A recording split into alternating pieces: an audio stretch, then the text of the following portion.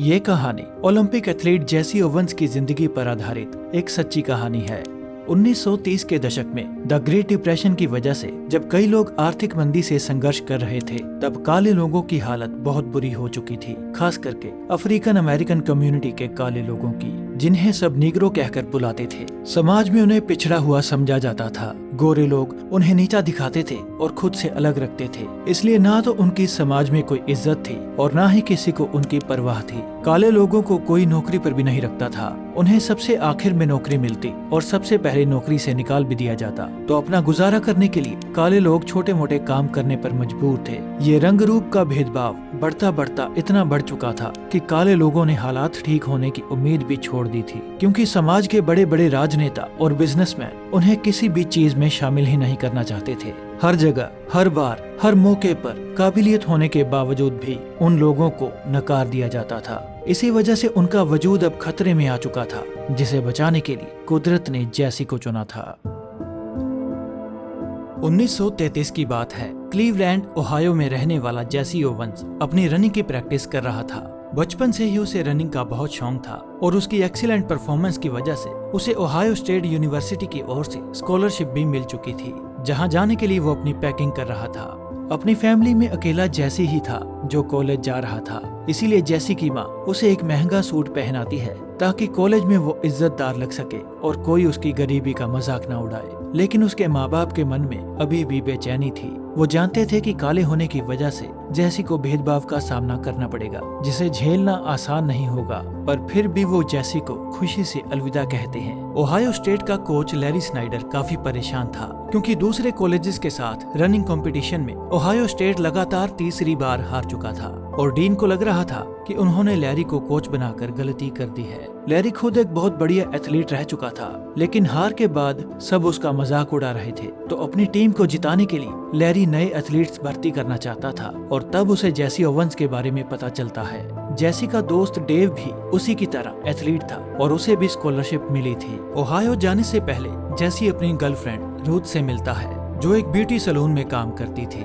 जेसी और रूथ की शादी तो नहीं हुई थी, लेकिन उन दोनों की एक प्यारी सी बेटी ग्लोरिया जन्म ले चुकी थी। पिता के तौर पर जेसी एक जिम्मेदार इंसान था, जो अपनी बेटी की जरूरतों को अच्छी तरह से समझता था। वो रूथ से वादा करता है कि वो जल्द ही उससे शादी कर लेगा और उन दोनों को एक बढ़िया जिंदगी देगा। रूथ और ग्लोरिया से अलविदा लेकर वो अपने सपनों के सफर ओहायो स्टेट के लिए रवाना हो जाता है। ओहायो पहुंचकर वो दोनों ट्रैक पर प्रैक्टिस कर रहे थे और लैरी जेसी को ऑब्जर्व कर रहा था। प्रैक्टिस के बाद जब वो दोनों शावर लेने जा रहे थे, तब फुटबॉल टीम के गोरे खिलाड़ी वहां आते हैं और उनमें से एक लड़का कहता है कि पहले शावर हम लेंगे, उसके बाद तुम दोनों जाना। वो काले होने पर उन दोनों को नीचा भी दिखाते हैं। कॉलेज में पहले ही दिन ऐसा रेसिज्म देखकर डेव को बहुत गुस्सा आ रहा था, जो उनकी पिटाई करना चाहता था, लेकिन जेसी उसे शांत करता है। वो कहता है कि बड़ी मुश्किल से स्कॉलरशिप लेकर हमें इस महंगे कॉलेज में दाखिला मिला है, जहां गोरे और काले सब एक साथ पढ़ते हैं, और मैं नहीं चाहता कि हमारी किसी बेवकूफी की वजह से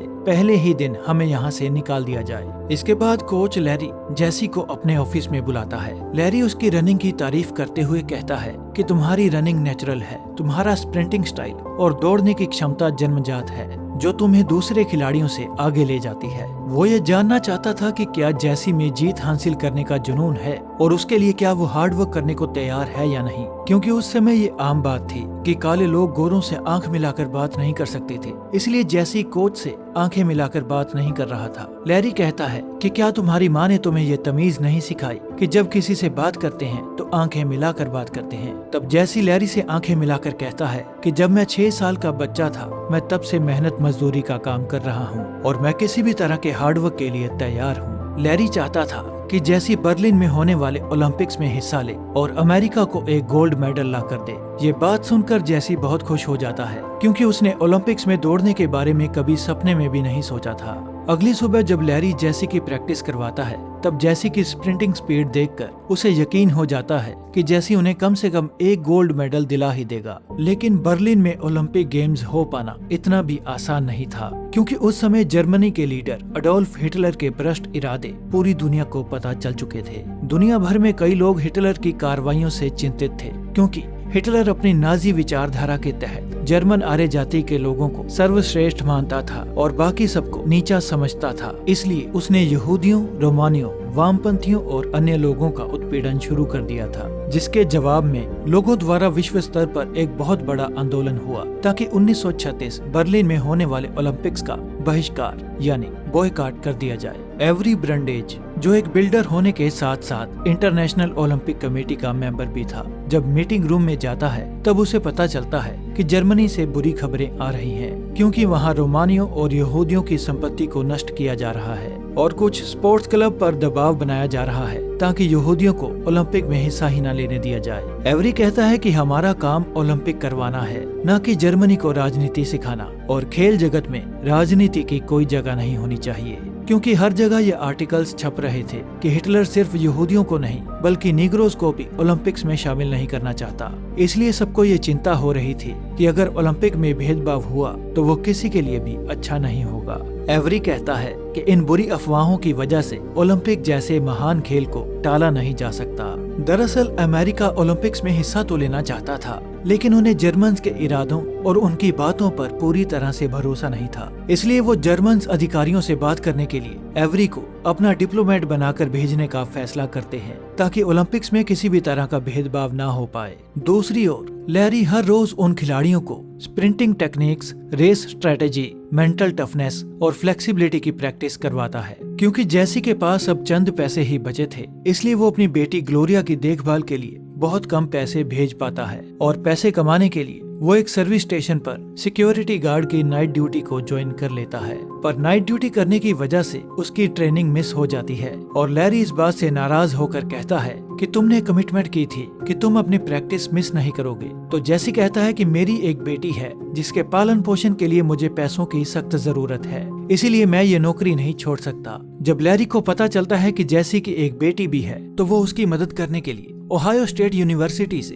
उसके लिए आर्थिक मदद का इंतजाम कर देता है, जिसके बदले में जैसी को सिर्फ अपनी ट्रेनिंग पर ध्यान देना पड़ेगा और हर महीने उसे कुछ पैसे मिल जाएंगे जो उसके लिए काफी होंगे। इस मदद के लिए वो लैरी को शुक्रिया कहता है। एवरी जब जर्मनी पहुंचता है तो वो देखता है कि जर्मन्स यहूदियों को उनके घरों से निकाल रहे हैं, उनके सामान को तोड़ा जा रहा है और उन्हें ट्रक्स में भरकर दूर ले जाया जा रहा है। फिर वो हिटलर के खास आदमी डॉक्टर जोसेफ से मिलता है, जो हिटलर का मंत्री था और ओलंपिक्स का सारा इंतजाम वही कर रहा था। एवरी जर्मन्स की नस्लीय विचारधारा को खत्म करने की मांग करते हुए कहता है, मैं जानता हूँ कि आप लोग ओलंपिक्स के जरिए पूरी दुनिया को अपने विचार बताना चाहते हैं कि जर्मन आर्य जाति के लोग बाकी वर्गों से बेहतर हैं, लेकिन कोई भी देश आपके इन विचारों से सहमत नहीं होगा और अगर यहूदियों, निग्रोज और बाकी वर्ग के लोगों को ओलंपिक्स में शामिल नहीं किया गया तो अमेरिका भी इस ओलंपिक में हिस्सा नहीं लेगा। डॉक्टर जोसेफ नहीं चाहता था कि पूरी दुनिया में उनके देश की छवि खराब हो और अपनी झूठी छवि बचाने के लिए वो एवरी की शर्तें मान जाता है। शाम के वक्त जैसी के दोस्त उसे एक पोल के ऊपर से कूदने के लिए प्रोत्साहित करते हैं और जब जैसी अपने ओवर कॉन्फिडेंस में कूदने लगता है तो वो घायल हो जाता है। लैरी को उसकी बेवकूफी पर बहुत गुस्सा था, क्योंकि 3 दिन बाद कंपटीशन होने वाला था। जैसी कहता है कि वो ठीक हो जाएगा, लेकिन 3 दिन बाद भी जैसी पूरी तरह से ठीक नहीं हो पाता। जैसी को चलने में भी दिक्कत हो रही थी तो वो दौड़ेगा कैसे। ये देखकर लैरी उसे कहता है कि तुम्हें कंपटीशन छोड़ देना चाहिए, पर जैसी हर हाल में दौड़ना चाहता था। रेस शुरू होने से पहले कुछ लोग उसके काले रंग की वजह से उसे नीचा दिखा रहे थे, लेकिन जैसी उनकी ओर ध्यान न देकर खुद को फोकस करके पूरी रफ्तार से दौड़ने लगता है। वो इतनी तेज दौड़ता है कि 100 यार्ड्स डैश में जीत जाता है। कोच लैरी बहुत खुश था, क्योंकि उसकी स्टॉप वॉच के मुताबिक जैसी ने 9.3 सेकंड्स में रेस खत्म करके नया वर्ल्ड रिकॉर्ड सेट कर दिया था। मगर रेफरी के मुताबिक ये टाइम 9.3 नहीं बल्कि 9.4 सेकंड्स था, जो वर्ल्ड रिकॉर्ड के बराबर था। इस बात को लेकर उन दोनों में बहस होने लगती है, पर जैसी लैरी को किसी तरह शांत करता है। इसके बाद ब्रॉड जंप में हिस्सा लेने से पहले जैसी ट्रैक को एग्जामिन करता है। वो रेफरी से वर्ल्ड रिकॉर्ड की लेंथ पूछता है और ट्रैक के किनारे रुमाल रखकर निशानी लगाता है। फिर वो अपनी पूरी स्पीड से दौड़कर जंप करता है और पुराना वर्ल्ड रिकॉर्ड तोड़कर नया वर्ल्ड रिकॉर्ड बना देता है। सब लोग बहुत खुश हो जाते हैं। फिर वो 200 यार्ड्स डैश को 20.3 सेकंड्स और 225 यार्ड्स हर्डल्स को सिर्फ 22.6 सेकंड्स में खत्म करके 2 नए वर्ल्ड रिकॉर्ड्स भी बना देता है। उसने घायल होने के बावजूद भी पिछले 45 मिनटों में एक वर्ल्ड रिकॉर्ड की बराबरी की थी और 3 नए वर्ल्ड रिकॉर्ड्स बना दिए थे। जिस मैदान में सब लोग उसके काले रंग का मजाक उड़ा रहे थे, उसे नीग्रो कहकर बुला रहे थे, अब उसी मैदान में उसके नाम की जय जयकार हो रही थी। फिर बाद में लैरी उसे बताता है कि तुमने ओहायो स्टेट यूनिवर्सिटी में एक साल में सबसे ज्यादा पॉइंट्स करने का रिकॉर्ड भी तोड़ दिया है और वो रिकॉर्ड पिछले 11 सालों से मेरे नाम पर था, लेकिन अब तुम उसे जीत चुके हो। फिर जैसी उसे याद दिलाते हुए कहता है कि तुमने ही कहा था कि रिकॉर्ड्स तो रोज टूटते और बनते हैं, मगर हमारी मंजिल रिकॉर्ड्स बनाना नहीं बल्कि गोल्ड मेडल हासिल करना है। इसके बाद लॉस एंजलिस में भी कंपटीशन जीतने के बाद हर जगह जैसी के चर्चे होने लगे थे और एक रात जब वो क्लब में अपने दोस्तों के साथ पार्टी कर रहा था, वहाँ उसे क्विंसेला नाम की एक लड़की मिलती है जो उसे अपने साथ डांस करने के लिए कहती है। जैसी उसे मना करते हुए कहता है कि मेरी ऑलरेडी एक गर्लफ्रेंड है, पर क्विंसेला उसके साथ डांस करने के लिए जोर देती है और डांस के दौरान उसे अपनी बातों में बहकाने लगती है और जैसी उसकी बातों में बहक जाता है, जिसका नतीजा अच्छा नहीं होता क्योंकि क्विंसेला के साथ जैसी की तस्वीर अखबार में छप जाती है, जिसके बारे में रूथ को पता चल जाता है और वो जैसी पर केस फाइल कर देती है। इस घटना का सीधा असर जैसी के खेल पर पड़ता है क्योंकि अगली रेस में वो अपने कॉम्पिटिटर पीकॉक से हार जाता है। अपनी हार से जैसी बहुत निराश था तो लैरी उसकी मदद करता है और मसले को सुलझाने के लिए कहता है।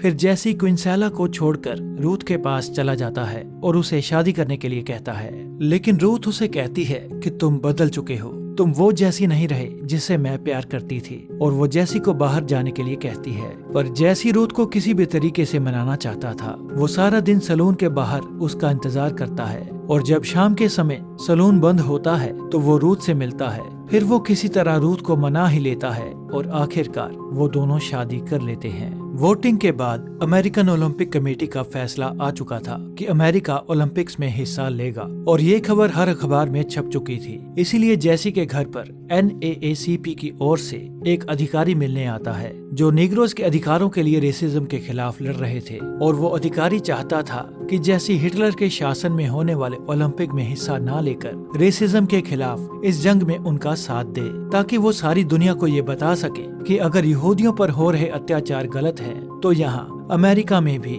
काले लोगों पर होने वाले अत्याचार सही नहीं हो सकते।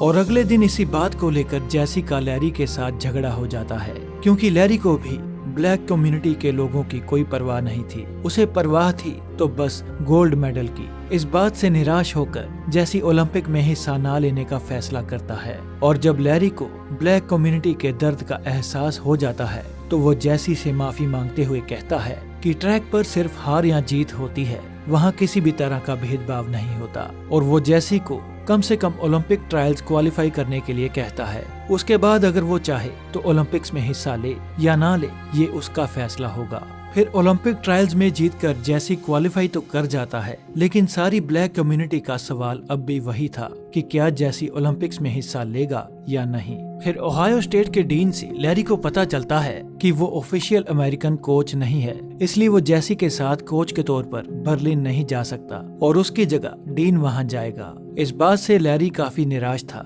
क्योंकि उन्होंने जानबूझकर लैरी को वहां नहीं भेजा था। फिर रात के समय पीकॉक जैसी से मिलता है। वो कहता है कि सब लोगों की नजर तुम पर टिकी हुई है और हर कोई तुम्हारे फैसले का इंतजार कर रहा है। फिर वो बताता है कि चोट लगने की वजह से मेरा करियर तो बर्बाद हो चुका है, लेकिन तुम हम दोनों की तरफ से बर्लिन जाओ और ओलंपिक्स में गोल्ड मेडल जीतकर पूरी दुनिया के सामने हिटलर को हरा दो। लेकिन जैसी के लिए ये फैसला इतना भी आसान नहीं था क्योंकि अगर वो ओलंपिक्स में गोल्ड मेडल जीत नहीं पाया और वो हार गया तो उसकी जिंदगी बर्बाद हो जाएगी, क्योंकि उसकी हार से हिटलर की नाजी विचारधारा की जीत होगी और उनकी ब्लैक कम्युनिटी इस भेदभाव की दलदल में और धंस जाएगी, जिसके बाद पूरी ब्लैक कम्युनिटी उससे नाराज हो सकती है और गोरे तो पहले ही उसे पसंद नहीं करते हैं, वो पूरी तरह से बर्बाद हो सकता है। तो रूथ उसे शांत करती है। वो कहती है कि तुम इन सब बातों को अपने दिमाग से निकाल दो जो तुम्हें परेशान कर रही हैं और अपने दिल की बात सुनो। वो जानती थी कि जैसी बचपन से ही एक बढ़िया रनर बनना चाहता है,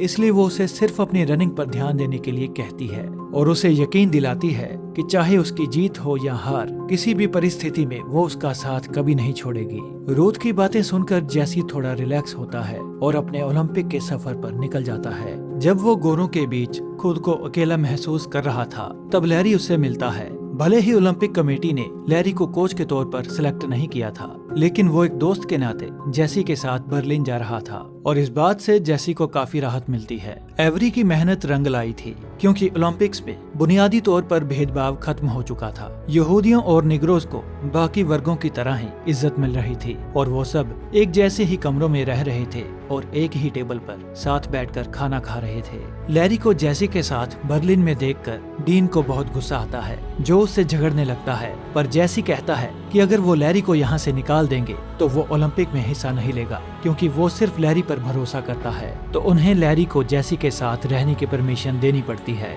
लेकिन ऑफिशियल कोच डीन ही रहेगा। आखिरकार ओलंपिक का दिन आ ही जाता है। जर्मन्स ने ओलंपिक के लिए बहुत बड़ा स्टेडियम बनाया था और पूरी दुनिया से अपने अपने देश को सपोर्ट करने के लिए 1 लाख लोग वहां मौजूद थे। फिर हिटलर वहां आता है और सब लोग खड़े होकर उसे सम्मान देते हैं। इतने सारे लोगों को देखकर जेसी घबरा चुका था और उसका गला सूखने लगा था, पर किसी तरह वो खुद को काबू में करता है और 100 मीटर डैश के लिए तैयार हो जाता है। 100 मीटर डैश में जेसी सबसे तेज दौड़कर अपना पहला गोल्ड मेडल जीत जाता है। सब लोग उसके लिए खुश थे, लेकिन डॉक्टर जोसेफ और हिटलर उसकी जीत से खुश नहीं थे। जेसी का गोल्ड मेडल देखकर एवरी उसे हिटलर से मिलाने के लिए ले जाता है ताकि हिटलर उसे सम्मानित कर सके, पर हिटलर किसी निग्रो को सम्मानित नहीं करना चाहता था, इसीलिए वो बहाना बनाकर पहले ही वहां से जा चुका था। एवरी को इस बात से बहुत गुस्सा आता है। वो कहता है कि या तो हिटलर किसी को भी सम्मानित ना करे और अगर करना ही है तो सभी गोल्ड विजेताओं को एक जैसा ही सम्मानित करे ताकि किसी के साथ भेदभाव ना हो पाए। इस बात पर डॉक्टर जोसेफ कहता है कि चाहे जो हो जाए, लेकिन हिटलर किसी निग्रो के साथ हाथ मिलाकर फोटो नहीं खिंचवाएगा। ये बात सुनकर जेसी और एवरी का गुस्सा और बढ़ जाता है, लेकिन वो कुछ कर नहीं सकते थे, इसीलिए एवरी जेसी को लेकर गुस्से में वहां से चला जाता है। गोल्ड मेडल जीतने के बाद भी जेसी हारा हुआ महसूस कर रहा था और वो अपने इस अपमान का बदला जर्मन्स के सबसे स्ट्रॉन्ग खिलाड़ी लू जुलोंग को हरा कर लेना चाहता था। अगले दिन ब्रॉड जंप क्वालिफायर राउंड के दौरान अपनी पहली बारी में लू जुलोंग बहुत बढ़िया परफॉर्म करता है और जब जेसी की बारी आती है तो वो ट्रैक को एग्जामिन करते हुए व्हाइट लाइन से आगे चला जाता है और रेफरी से फाउल डिक्लेयर कर देता है। फिर दूसरी बारी में जब जेसी जंप करता है तो उसका पैर व्हाइट लाइन से आगे आने की वजह से दूसरी बार फिर से फाउल हो जाता है। अब जेसी के पास क्वालिफाई करने के लिए आखिरी मौका बचा था। तब लू जुलोंग अपना टॉवल ट्रैक के पास निशानी के तौर पर रख देता है ताकि जेसी को जंप करने में आसानी हो, और ऐसा ही होता है। जेसी बड़ी आसानी से जंप करके क्वालिफाई कर जाता है और बाद में वो लू जुलोंग को शुक्रिया भी कहता है। फिर हिटलर की मौजूदगी में ब्रॉड जंप का फाइनल मैच शुरू होता है। लूज अपनी पहली बारी में 7.54 मीटर्स की छलांग लगाता है, जिसके जवाब में जेसी 7.74 मीटर्स की जंप करता है। लूज दूसरी बारी में 7.87 मीटर्स लंबी छलांग लगाकर एक नया यूरोपियन रिकॉर्ड बना देता है, जिसके जवाब में जेसी पूरी रफ्तार से दौड़कर 7.94 मीटर की लंबी छलांग लगाकर उसके यूरोपियन रिकॉर्ड को तोड़कर एक नया रिकॉर्ड बना देता है। तीसरी और आखिरी बार लूज का बैलेंस बिगड़ने की वजह से फाउल हो जाता है। इसका मतलब यह था कि जेसी ब्रॉड जंप फाइनल में भी गोल्ड मेडल जीत चुका है, लेकिन तब कुछ अजीब होता है क्योंकि जेसी की आखिरी बारी अभी बची हुई थी। तो लूज जेसी को जंप करने के लिए कहता है। जेसी गोल्ड मेडल जीत चुका था और कुछ खो देने का जोखिम भी नहीं था, इसीलिए वो पूरे फोकस और कॉन्फिडेंस के साथ जंप करने के लिए तैयार हो जाता है। डॉक्टर जोसेफ और हिटलर इस बात से बहुत परेशान लग रहे थे। जेसी दौड़कर एक लंबी छलांग लगाता है और 8.06 मीटर का एक नया ओलंपिक रिकॉर्ड बना देता है। लूज उसका हाथ पकड़कर सारा मैदान घूमता है, जो हिटलर और उसके लोगों को बिल्कुल भी अच्छा नहीं लग रहा था। फिर बाद में जेसी लूज के रूम में उसे थैंक्स कहने के लिए जाता है। लूज कहता है कि मैं अपने देश से बहुत प्यार करता हूँ, लेकिन हमारी सरकार जो कर रही है वो बहुत गलत है। वो ओलंपिक के जरिए पूरी दुनिया में नफरत और भेदभाव का संदेश देना चाहते हैं और मैं उनसे सहमत नहीं हूँ। इसके बाद वो जेसी को मोटिवेट करता है ताकि जेसी अपने अगले कंपटीशन 200 मीटर डैश में फिर से एक गोल्ड मेडल जीतकर हिटलर की घटिया सोच को बुरी तरह से हरा दे। जर्मन्स जानते थे कि वो 200 मीटर डैश हार जाएंगे, इसलिए उन्होंने सभी कैमरास बंद करने का सरकारी आदेश दे दिया था और सब कैमरास पर कपड़े डाल दिए गए थे। लेकिन मिस लीनी, जिसे ओलंपिक को रिकॉर्ड करने का काम मिला था, वो अपनी टीम के साथ वहां आ जाती है, जो हिटलर के सामने ही सभी कैमरास से कपड़े हटाकर उस रेस को रिकॉर्ड करने लगते हैं। डॉक्टर जोसेफ और हिटलर खुद को बहुत बेबस महसूस कर रहे थे। फिर 200 मीटर डैश शुरू हो जाती है और जैसी सबसे तेज दौड़कर इस रेस में भी गोल्ड मेडल जीत जाता है। 1 लाख लोगों से भरा सारा मैदान जेसी ओवेंस के नाम से गूंज रहा था। चारों तरफ उसके नाम की जय जयकार हो रही थी, जो ये साबित कर रही थी कि जेसी जीत चुका है और हिटलर हार गया है। उसके पिता को उस पर नाज हो रहा था, जो रेडियो पर सब सुन रहे थे। इसके बाद डॉक्टर जोसेफ एवरी को ब्लैकमेल करके उस पर दबाव बनाता है ताकि 400 मीटर रिले में अमेरिका की ओर से दौड़ने वाले 4 खिलाड़ियों में से 2 यहूदी खिलाड़ियों सैम और मार्टी को निकाल दिया जाए। एवरी को उनकी घटिया सोच पर गुस्सा था, लेकिन वो मजबूर था। जब उन खिलाड़ियों को इस बारे में पता चलता है तो उन्हें हिटलर की राजनीति का अंदाजा हो जाता है, क्योंकि अमेरिकन खिलाड़ियों में से सिर्फ वो दोनों ही यहूदी खिलाड़ी थे। उन्होंने सैम और मार्टी को निकालकर जेसी के साथ एक और खिलाड़ी को भर्ती करने का फैसला किया था, लेकिन जेसी को ये अच्छा नहीं लगता और वो हिस्सा लेने से मना कर देता है। फिर सैम और मार्टी जेसी से अकेले में मिलते हैं और कहते हैं कि हमारे साथ धोखा हुआ है, बिना खेले ही हमें हरा दिया गया है और हम चाहते हैं कि ये गोल्ड मेडल जीतकर तुम हमारे साथ हुए इस धोखे का बदला लो। फिर 400 मीटर रिले में जेसी तेज दौड़कर अमेरिका को एक बढ़िया शुरुआत देता है। इसके बाद बाकी 3 खिलाड़ी भी अपनी पूरी ताकत के साथ दौड़ते हैं और 400 मीटर रिले को सिर्फ 39.8 सेकंड्स में खत्म करके न सिर्फ गोल्ड मेडल जीत जाते हैं, बल्कि एक नया वर्ल्ड रिकॉर्ड भी बना देते हैं। सब लोग उनकी कामयाबी से बहुत खुश थे। उन खिलाड़ियों ने मिलकर एक बार फिर से नाजी विचारधारा को हराकर जर्मन्स को करारा जवाब दिया था। 1936 ओलंपिक्स में जेसी ने 2 नए वर्ल्ड रिकॉर्ड बनाकर 4 गोल्ड मेडल्स जीत लिए थे और उसका नाम इतिहास के पन्नों पर स्वर्णिम अक्षरों में लिखा जा चुका था। उसने साबित कर दिखाया था कि कोई भी जाति छोटी या बड़ी नहीं होती। किसी का छोटा या बड़ा होना उसकी सोच और उसका कर्म दर्शाता है। जिस अमेरिका के गोरे लोग उसे नीचा दिखाते थे, अब वही लोग जेसी के स्वागत के लिए लाइन लगाकर खड़े थे, जिन्हें जेसी पर गर्व था। लेकिन समाज के बड़े लोगों को ये बात अभी तक समझ में नहीं आई थी, क्योंकि जब अमेरिका में विजेताओं के लिए दावत का इंतजाम किया जाता है, तब जेसी को काले होने की वजह से होटल के मेन गेट से अंदर जाने ही नहीं दिया जाता, क्योंकि तब जिम क्रो लॉज के चलते बड़े बड़े होटल्स में गोरों और कालों को अलग अलग रखने का कानून था, जिसने समाज को अभी भी बांट रखा था। इतना ही नहीं, बल्कि अमेरिका के लिए 4 गोल्ड मेडल जीतने के बाद भी व्हाइट हाउस ने जेसी की सफलताओं को एक्नॉलेज ही नहीं किया था और उसे पूरी तरह से इग्नोर कर दिया था। जेसी ओवेंस के गोल्ड जीतने के बाद समाज में जो बदलाव जल्द से जल्द आने चाहिए थे, वो बहुत देर बाद आए। इस दुनिया के वो लोग जो खुद को दूसरों से ऊंचा समझते हैं, वो एक छोटी सी बात को आज तक नहीं समझ पाए हैं कि जिस दुनिया में हम रहते हैं उसकी प्रकृति किसी भी तरह का कोई भेदभाव नहीं करती। तो इस भेदभाव को पैदा करके नफरत फैलाने का अधिकार किसी भी इंसान को नहीं है, क्योंकि चाहे अमीर हो या गरीब, गोरा हो या काला, भावनाएं सब में बराबर होती हैं। दर्द सबको एक जैसा ही होता है और रही बात खून की, तो खून का रंग सबका लाल ही होता है। ये रेस सिर्फ एक प्रतियोगिता नहीं, बल्कि अपने अस्तित्व की रेस थी। और जिंदगी की रेस में जो लोग आपको दौड़कर नहीं हरा सकते, वो आपको तोड़कर हराने की कोशिश करेंगे। लेकिन हमें उनकी नफरत में नहीं फंसना चाहिए और अपनी एकता को बनाए रखना चाहिए, क्योंकि मार्टिन लूथर किंग जूनियर ने कहा है कि हमें भाइयों की तरह साथ रहना सीखना चाहिए या मूर्खों की तरह साथ साथ मरना चाहिए।